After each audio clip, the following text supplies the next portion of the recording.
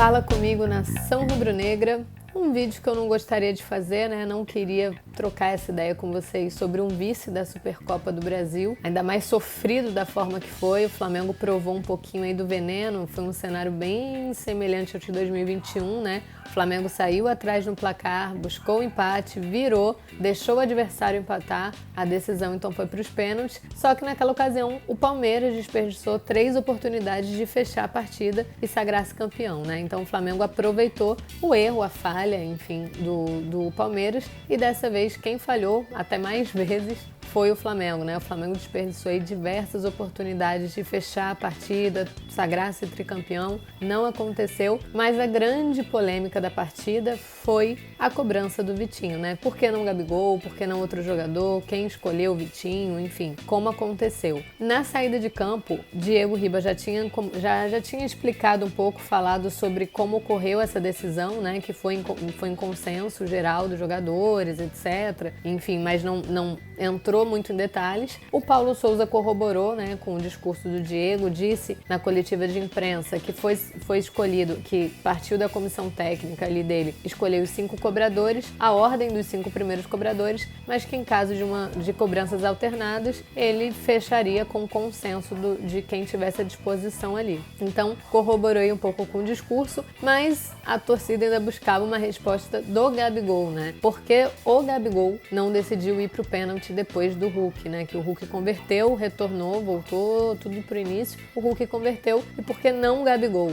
Já que também é o nome, é o cara que, enfim, é o cara com melhor aproveitamento no quesito no clube. E aí, o Gabigol nessa segunda-feira se pronunciou, enfim, utilizou as redes sociais para responder alguns tweets de torcedores, ironizar quem tem, né, criticado, chamado de pipoqueiro, enfim, ele até disse que em finais, quem tem mais gols em finais com essa camisa, só ele e o Zico, né? Ele igualou o Zico em números de gols em finais nacionais e internacionais, desconsiderando o Campeonato Carioca, tá, galera? Então ele tem 3 gols em Supercopa, 3 gols em Libertadores, 1 gol na Recopa. E igualou o Zico. Então ele também falou sobre isso nas redes sociais. E uma das justificativas, né, um dos pontos em que ele tocou, em que ele respondeu os torcedores, foi falando que, na verdade, foi dando a entender que, na verdade, o que passou pela cabeça dele é que, como o Hulk converteu o pênalti, ele queria decidir a partida. Então o Vitinho foi para a cobrança para que depois o Atlético Mineiro errasse e o Gabigol pudesse, então, fechar a partida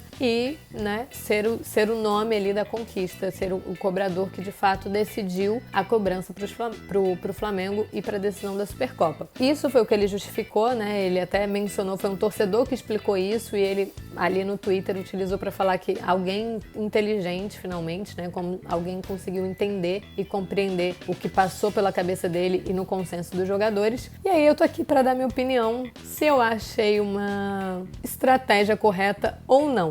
E já adianto que não achei uma estratégia correta. Se eu acho o Gabigol pipoqueiro, jamais. Eu acho que isso aí, enfim, pra mim beira uma insanidade chamar o Gabigol de pipoqueiro, ou, enfim, criticá-lo de forma muito efusiva. Eu acho que é até uma estratégia que eu consigo compreender, acho válida, não concordo, acho válida, mas não concordo. Então consigo compreender, consigo entender ali o que passou, né? Apesar de não achar que o Vitinho, a minha grande discordância é justamente sobre o Vitinho ter assumido a bronca. Quem me conhece sabe, eu costumo defender muito o Vitinho, mas eu não acho que o consenso deveria permitir o Vitinho para essa cobrança. Eu acho que então, já que essa estratégia foi proposta pelo Gabigol ou por outra pessoa, mas todo mundo concordou, todo mundo topou, porque como o próprio Diego disse, foi um consenso, eu acho que então deveria ir alguém mais experiente, alguém até um pouco mais decisivo, alguém com mais peso, o próprio capitão, por exemplo, né? Se o Gabigol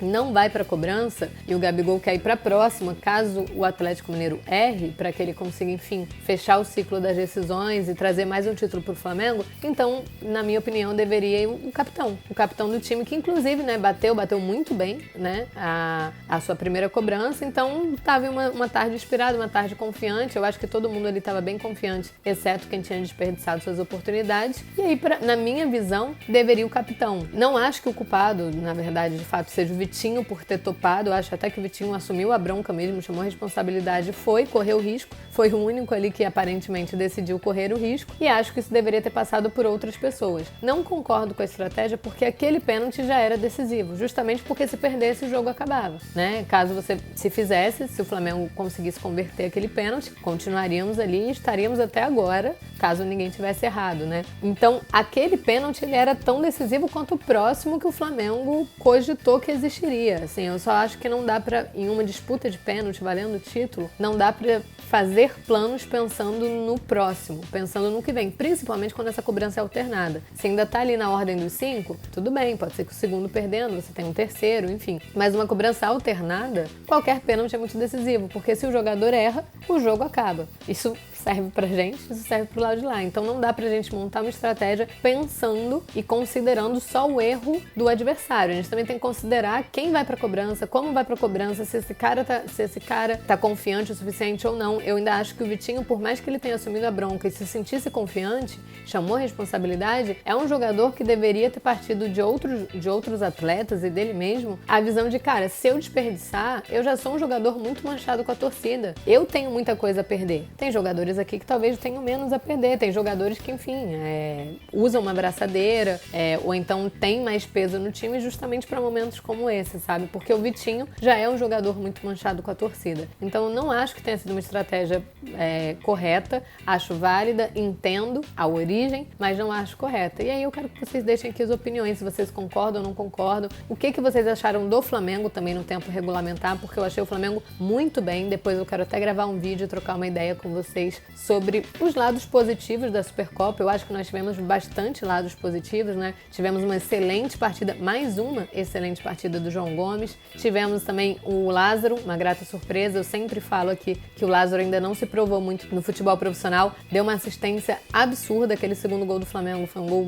enfim, maravilhoso. Um gol que dá pra rever e ver e se admirar todas as vezes, né? Passa pelo Arrascaeta, passando pro Lázaro, encontrando o Bruno Henrique, todo mundo muito bem na jogada. O Bruno Henrique com a visão, o Lázaro também em dar aquele passe, o Arrascaeta, que é gênio. Mas, então, uma boa partida do Lázaro. Eu acho que, na minha visão, a melhor partida dele no futebol profissional, junto com o time profissional. Rodinei também, que foi muito interessante. O Bruno Henrique, que voltou de vez, né? Fez o seu primeiro gol na temporada. Enfim, acho que temos vários pontos positivos para debater, né? Mais na frente. Então, volto aqui depois no quadro Opinião para falar um pouquinho sobre os lados positivos. Quero passar uma régua no que dá dor de cabeça, no que é polêmica, deixar passar mesmo. Mas antes disso, deixa a opinião de vocês aqui para que a gente possa debater mais um pouquinho e conversar sobre isso também lá no Ao Vivo no Resenha, tá bom?